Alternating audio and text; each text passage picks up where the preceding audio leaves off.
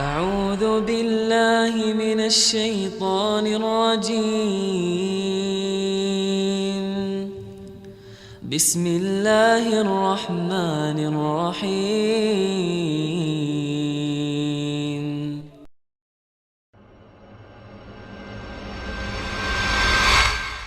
Sebuah riwayat Bukhari juga menjelaskan Nabi kita Muhammad SAW pernah keluar di malam hari lagi terang langit, bintang-bintang kelihatan, gemerlapan. Apalagi zaman dulu tidak ada penerang lampu seperti kita, tidak ada penerangan lampu. Jadi kalau orang makin gelap, tidak ada penerangan lampu, makin terang kita melihat langit. Ya. Kelihatan bintang-bintang gemerlapan, kata Nabi SAW, apakah kalian lihat bintang-bintang itu? Kata mereka para sahabat, tentu ya Rasulullah, jelas sekali, terang. Kata Nabi SAW, demi zat yang ubun-ubunku dalam genggamannya, demi Allah, nanti kalian di istana, kalian di surga akan melihat istana-istana di atas kalian, derajat di atasnya, seperti kalian lihat dari bumi sekarang bintang-bintang itu. Jauh sekali, cuma bisa lihat cahayanya.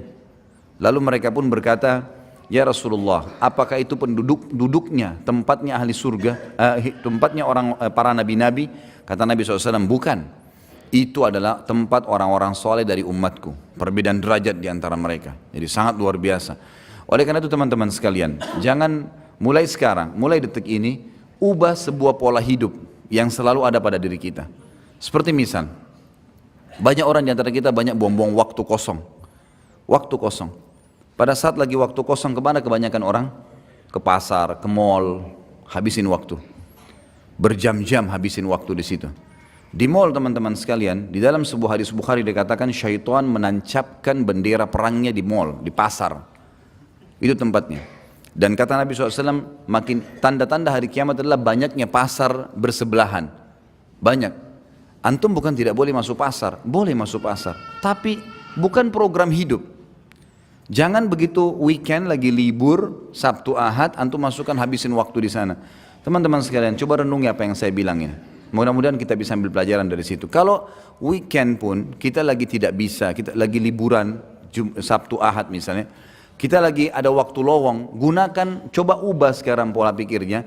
Hiburan itu bukan mall, hiburan itu bukan pantai, hiburan itu bukan kolam renang. Hiburan itu bukan jalan menghabiskan waktu ke sana sini, buang-buang waktu. Tapi hiburan itu teman-teman sekalian adalah majelis ilmu. Hiburan yang sebenarnya adalah masjid. Hiburan sebenarnya pergi ke rumah anak yatim. Coba begini, teman-teman yang punya anak kecil, coba praktekin deh. Yang selama ini kita tanamkan pada jiwa anak-anak kita kebanyakan adalah habisin waktu pada saat liburan sekolah di mall, di kolam renang. Kadang-kadang bahkan ada di pintu-pintu kolam renang, kita temukan ikhwah yang berjenggot, akhwatnya pakai jilbab besar, ngantar anaknya ke dalam kolam renang. Di dalam satu kolam renang semuanya telanjang. Kalau azabnya Allah turun, kena nggak dia? Dan yang paling masalah adalah bagaimana kita menanamkan pendidikan itu pada anak-anak.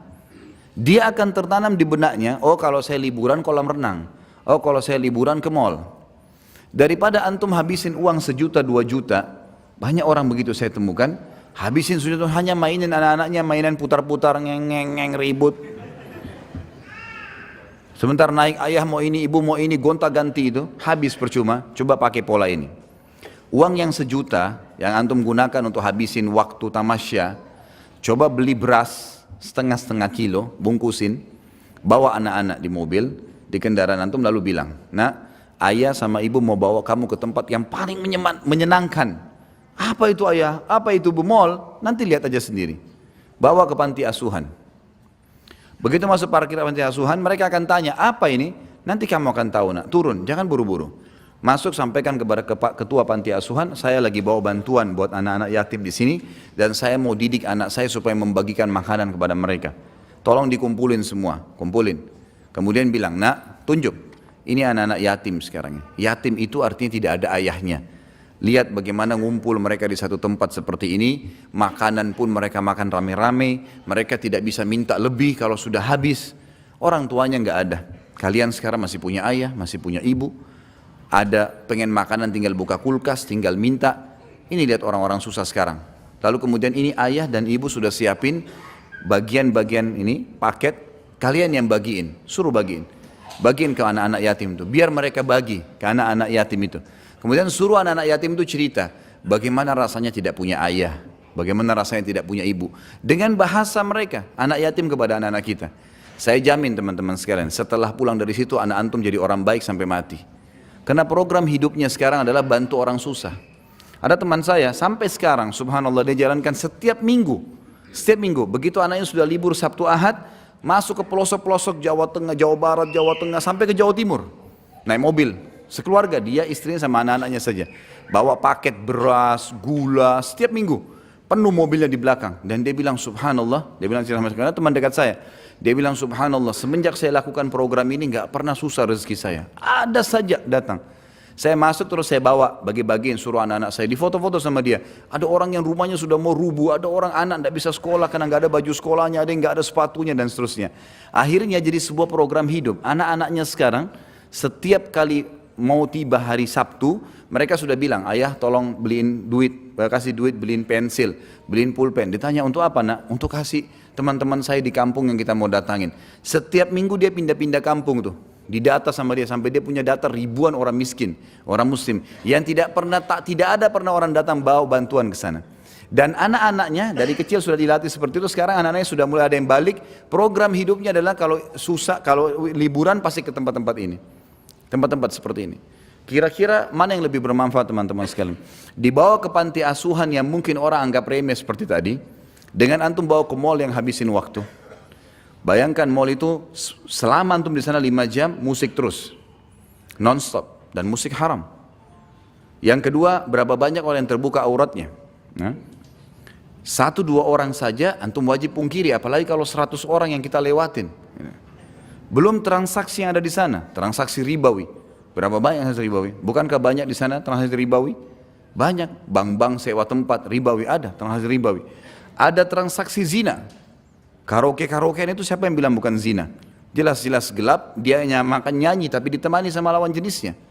Gelap, kemudian dikatakan tidak berzina, ada transaksi zina, ada banyak hal kemungkaran. Lalu antum habisin waktu dan anak antum di situ, kira-kira bagaimana efeknya? Pintu-pintu seperti ini harus diubah. Kalau antum mau istiqamah di jalan Allah, mudah kita tersentuh kalau mendengarkan masalah surga, mau mengajak akhirat sebagai target. Memang urusan dunia harus diperkecil nih. Harus dipersempit memang, nggak bisa nggak. Kalau nggak jadi masalah, jadi masalah. Jadi banyak sekali begitu. Habis kalau liburan anak sekolah itu luar biasa. Sampai pernah ada ikhwah-akhwat yang dulu sama saya, Ustadz kita kalau liburan sekolah nggak tahu harus kemana. Akhirnya saya pun bawa anak saya ke pantai, bawa ke kolam renang, bawa ke sini. Habis waktu. Terus saya kasih pemikiran, kenapa nggak dibawa ke panti asuhan? Kenapa nggak dibawa ke majelis ilmu? Kenapa di benak kita selalu majelis ilmu seperti ini hanya untuk orang tua? Kenapa nggak ditanamkan buat anak-anak? Sebagaimana kita bisa rasakan nyaman ilmu ada, kenapa nggak dibawa anak-anak biar dengar? Misal contoh, kan gitu. Kita ubah sekarang persepsi untuk itu, karena memang kalau mau jadi ahli surga seperti itu teman-teman sekalian. Emang harus betul-betul menyempitkan urusan yang bisa membuat kita lalai dari surga. Bahkan bahaya dekat dengan neraka. Contoh saja program sederhana. Saya kadang-kadang kalau ke masjid saya bawa anak-anak saya. Kadang-kadang anak perempuan saya pun ikut. Pada saat masuk masjid ada celengan, saya kasih duit. Ini nak, masukin ke sana. Mereka kasih, untuk apa Abati? Dipanggil saya Abati. Abati itu ayah sayang gitu. Saya bilang taruh dulu, masukin. Mereka masukin. Begitu mereka kembali, saya bilang ini masjidnya, rumahnya Allah. Itu kotak amal untuk kegiatan masjid. Biasakan kalian menyumbang. Masih kecil, 2 tahun, 3 tahun, 4 tahun, 5 tahun, anak-anak saya alhamdulillah, maka ikut. Akhirnya mereka bicara sama saya. Kalau masuk masjid, Abati minta duitnya mau kasih celengan. Baik ini, kasih. Kalau lagi jalan, ada orang miskin lewat. Saya panggil. Lalu saya bilang sama mereka, orang itu mendekat mobil dikasih ini kasih. Atau saya kasih mereka uang, ini uang, buka jendela kalian kasih dari sana. Kok dikasih tadi orang itu? Lihat orang itu bajunya, lihat susahnya hidup mereka. Kalau kita membantu orang susah, maka kita akan mendapatkan karunia Allah.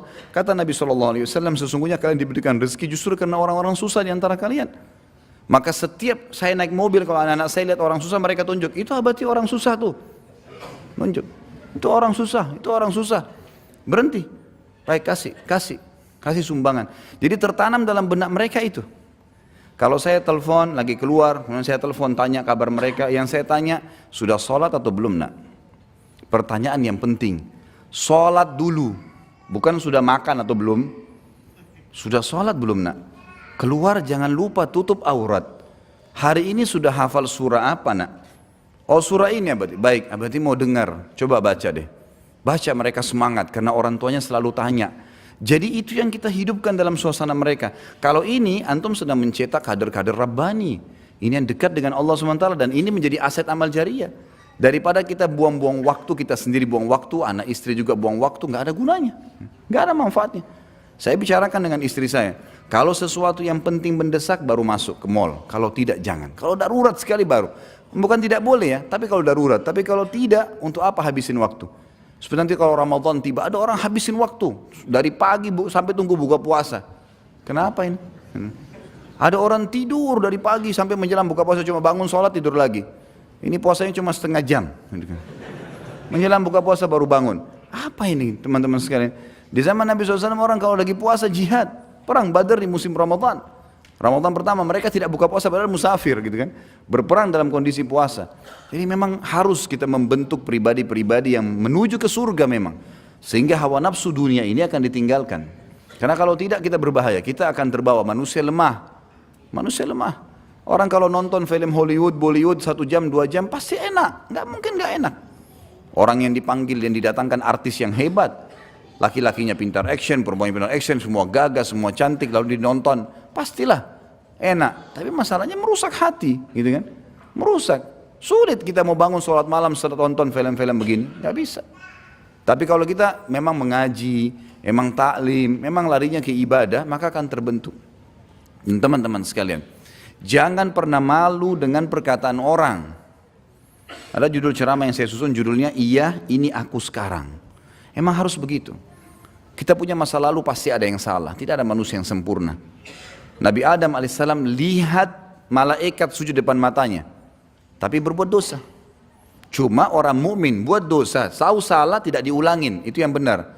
Bukan dia sudah tahu salah lalu diulangin, ini berbahaya, gitu kan? Ini sudah masuk dalam perbuatan mungkar yang berbahaya, bisa jadi istidraj, bisa sampai pada tingkatan azabnya Allah di situ.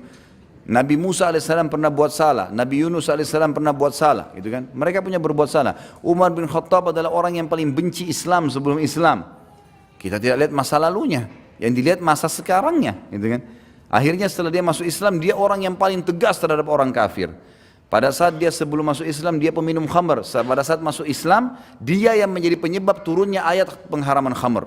Tiap hari berdoa, ya Allah haramkan minuman ini buat kami, haramkan buat kami. Padahal kemarin pecandu besar. Orang lihat masa sekarang. Sebelum masa jahiliyah bergaul sama wanita. Setelah masuk Islam, Umar bin Khattab yang menjadi penyebab turunnya ayat-ayat hijab. Turunnya ayat hijab justru karena Umar bin Khattab berdoa, ya Allah tutup aurat wanita kami, tutup aurat wanita kami, selalu sampai turun ayat hijab. Dan ada 13 ayat yang turun, semuanya berhubungan dengan permintaan Umar bin Khattab kepada Allah Subhanahu wa taala. Jadi memang masa lalu gak dilihat teman-teman sekalian. Kalau ada teman-teman yang lihat kita kena berubah penampilan, karena orang kalau lebih dekat kepada akhirat memang berubah tuh.